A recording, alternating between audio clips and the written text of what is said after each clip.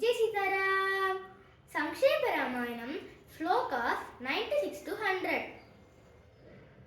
राजवंशान् शतगुणान् स्थापयिष्यति राघवः चातुर्वर्ण्यं च लोकेऽस्मिन् स्वे स्वे धर्मे नियोक्ष्यति दशवर्षशतानि